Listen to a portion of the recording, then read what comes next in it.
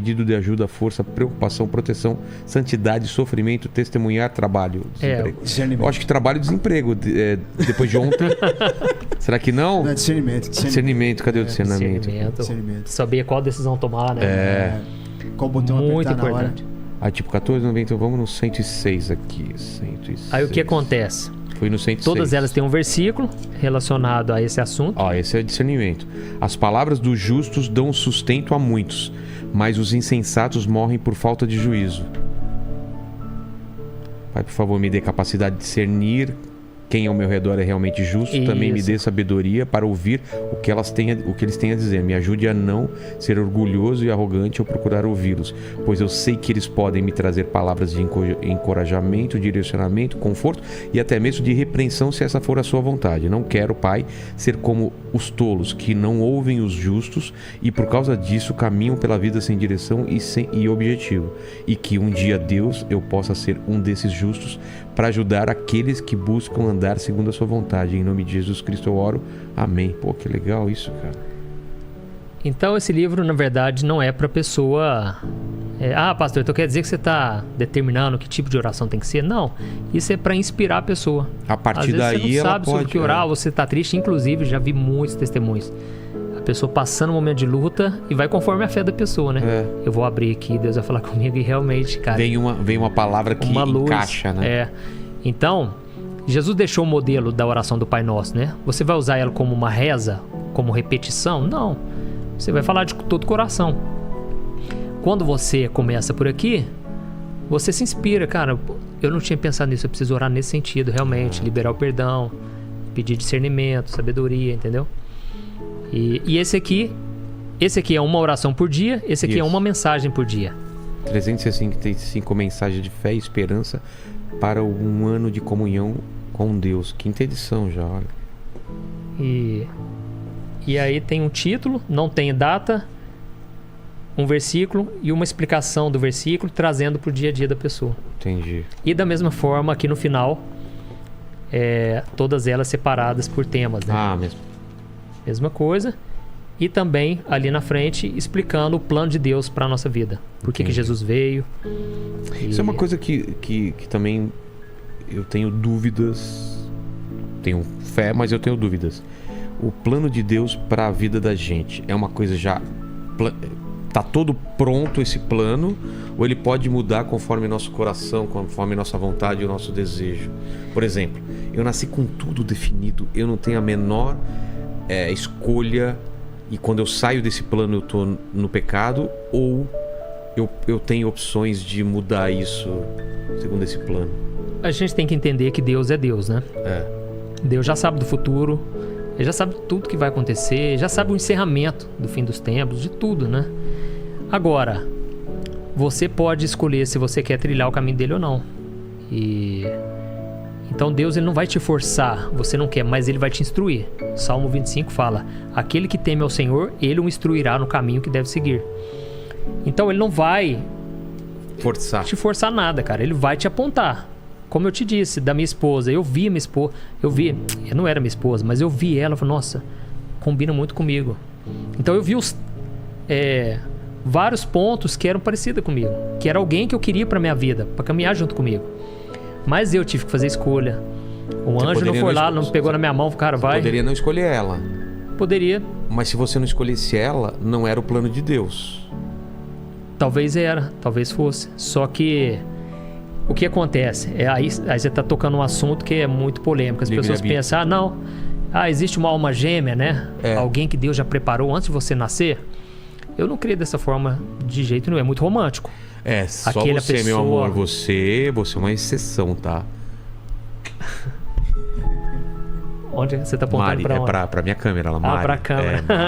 Mari. Você não acredita então isso? Que de jeito uma pessoa... Não tem lógica, porque... Aí vamos supor, não deu certo. Ela mudou de estado, de país. A pessoa faleceu, e aí? Já era, entendeu? Então, aí se fosse assim, todo o ciclo, tudo ali já tinha desarmado, entendeu? Porque ia virar uma bagunça. Então não é assim, Deus instrui. Ele já sabe dos seus gostos, como você é. A pessoa que combinaria, se você busca a Deus, porque tem isso também, a pessoa precisa buscar.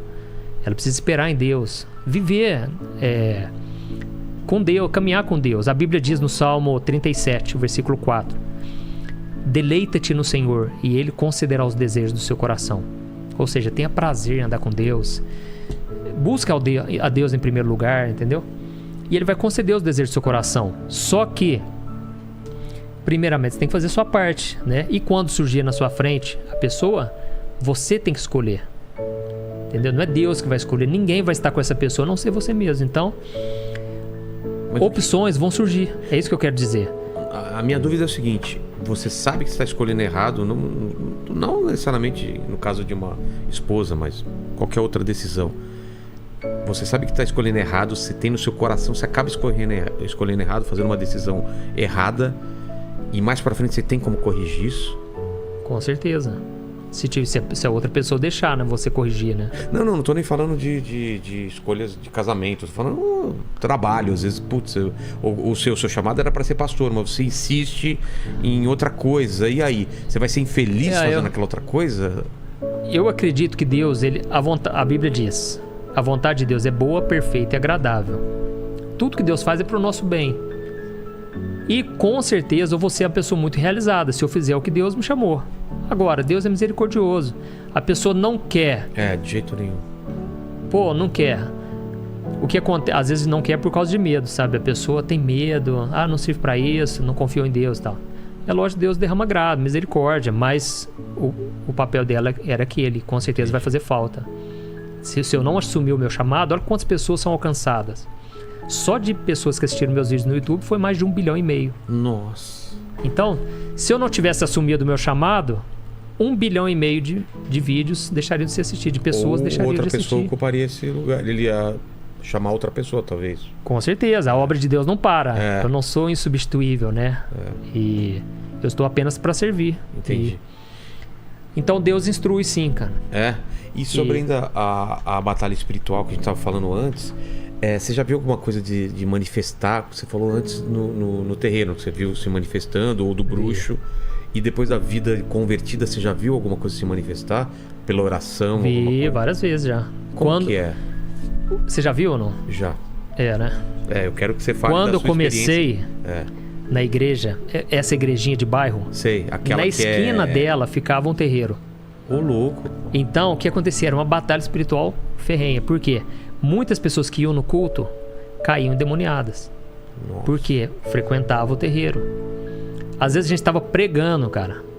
Vinha gente lá na porta, jogava pedra, começava a assoviar, começava a dar gargalhada. Você via que não era pessoa, era o inimigo mesmo ali, sabe? Diante dos seus olhos. E aí teve um dia, eu naquela época ainda, muita coisa eu precisava consertar na minha vida. E eu era muito bagunceiro na sala, cara. Nossa, era muito zoeira. O que acontece? O pastor, ele já estava acostumado. A pessoa começava a não querer assistir o culto, a baixar a cabeça, ele já ficava atento. Por fim, gente, vamos fazer oração. Caí endemoniado ali, cara. É mesmo? Por quê? Por causa disso, entendeu? Nós estávamos numa região ali muito infestada de demônios, sabe? O que aconteceu? Teve um dia que uma irmãzinha caiu endemoniada. Eu vou falar irmãzinha, mas nem sei se era convertido ou não. Sei. Que é um outro assunto polêmico também, né? O cristão, ele pode ficar endemoniado? Que eu acredito que não, entendeu? O cristão não. O que nasceu de novo. Tá. Não cristão de nome. Entendi. O que nasceu de novo tem o Espírito Santo. Agora, ele pode sim ficar opresso. Diferente endemoniado e opresso. Exatamente. O endemoniado, ele entra no seu espírito ali, né? Ele domina o seu espírito. Agora, o nosso espírito, quem controla ele é o Espírito Santo. Então não tem como. Se ele já ocupa lá, não tem como ocupar. A pessoa pode estar desviada. O que vai acontecer? Que o inimigo vai oprimir ela na alma, na mente. O que é opressão, pra a gente saber a diferença? É um sentimento ruim? Cara, uma vez eu vi até um livro do John Bevere. Ele fala muito sobre batalha espiritual. E um dia Deus, segundo ele, Deus mostrou pra ele o que era. Era como se fossem uns... No vídeo, os demônios eram como se fossem uns macacos que ficavam aqui sobre a pessoa, nas costas. Eu acredito que seja meio assim, entendeu? A pessoa é um peso, cara. Um peso, a pessoa não consegue se desvincular daquilo. Um desânimo muito grande. Não quer dizer que a pessoa desanimada está endemoniada ou está opressa. Claro, mas a pessoa que está opressa, cara, não tem vontade de fazer nada. Tem vontade de ficar no quarto, fechado. A pessoa precisa se libertar, precisa entregar a vida dela para Jesus primeiramente e precisa buscar Deus se ela já nasceu de novo, entendeu? Entendi. Ela precisa resistir a isso. A Bíblia diz: se sujeite a Deus, resista ao diabo e ele fugirá de você. Geralmente, isso acontece porque a pessoa dá brecha, guarda uma mágoa de alguém. Eu tenho mágoa do meu pai. Sabe o que acontece? Ao mesmo tempo, eu não consigo vencer minha área sexual, por exemplo. Como assim? Eu vou te dar um exemplo. A pessoa, quando ela dá alguma brecha pro inimigo... Brecha Brecha é como se fosse uma brechinha numa parede. Sei, né? Uma fresta mesmo que, se for no caso da armadura que você estava falando, naquela metáfora, é uma parte exposta na armadura que pode entrar uma flecha. Boa, ótima comparação. Tá. A partir dali, o inimigo ganha espaço. Por causa disso, o inimigo traz vícios, traz prisão de pecados, né? A pessoa não consegue se libertar. À medida em que a pessoa libera o perdão, por exemplo. Eu tinha uma mágoa contra minha mãe, meu pai, um exemplo. Sei. Liberei o perdão. Talvez ali a pessoa já foi liberta. Fecha essa brecha. Fecha essa brecha, entendeu? Por quê? Aí o inimigo já não tem mais poder sobre aquilo. Agora, enquanto o inimigo está ganhando espaço, tudo fica mais difícil para a pessoa. Entendeu? A pessoa, ela está sendo dominada pelo inimigo. O inimigo não tem acesso ao espírito dela, mas a alma dela ele domina as emoções, domina os pensamentos. Então, a pessoa pode estar na igreja e estar opressa pelo inimigo, entendeu? Entendi. Mas como você identifica a área, por exemplo, que é só com oração, que você falou, ela tem uma brecha porque ela não libera perdão. Mas às vezes a pessoa está tão dentro disso que ela nem entende qual é o problema que ela tem. Às vezes ela não vai ter essa sacada, fala, putz, é um problema que eu tenho com meu pai, entendeu? É por isso que... Às vezes é uma mistura de coisas também, né? É lógico que o que a Bíblia diz assim, Paulo diz, vocês não estão debaixo da lei, mas vocês estão debaixo da graça. E por causa disso, o pecado não terá domínio sobre vocês. O que é a lei e o que é a graça? É outro assunto, calma aí. Vamos terminar só terminar esse. Então guarda aí pra gente esquecer, a lei e a graça... Todo cristão, quando ele nasce de novo, ele recebe o Espírito Santo. A Bíblia diz em 1 João que o que é nascido de Deus, ele não vive na prática do pecado. Porque dentro dele nasceu uma divina semente, que é o Espírito Santo. Então ele não pode viver mais na prática do pecado, porque ele não consegue mais. Por isso que é o processo da santificação. Entendeu? Que é a obra que Deus começa a fazer na vida da pessoa. O que acontece? A pessoa que roubava não rouba mais, que furtava não furta mais, que mentia já não consegue mais mentir. Obviamente, em algum momento vai mentir. Pode acontecer e vai mentir. A gente não consegue viver o tempo todo sem pecar. Só que o pecado agora já não nos separa mais de Deus.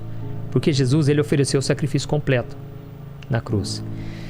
Só que o que acontece? Se a pessoa ela insiste naquele pecado, ela pode se tornar escrava. Pode não, vai se tornar escrava. E Jesus falou, aquele que pratica o pecado se torna escravo dele. João capítulo 8. Mas se o Filho vos libertar, verdadeiramente sereis livres. O que acontece? Não é porque eu entreguei minha vida para Jesus que eu vou ser totalmente liberto. Não, eu vou ser liberto se a verdade me libertar. Se eu deixar Jesus governar minha vida. Se o Espírito Santo governar minha vida. E aí o que acontece? A gente confunde, porque a gente pensa, nossa, eu pequei, então quer dizer que eu não estou liberto? Não, você já está liberto.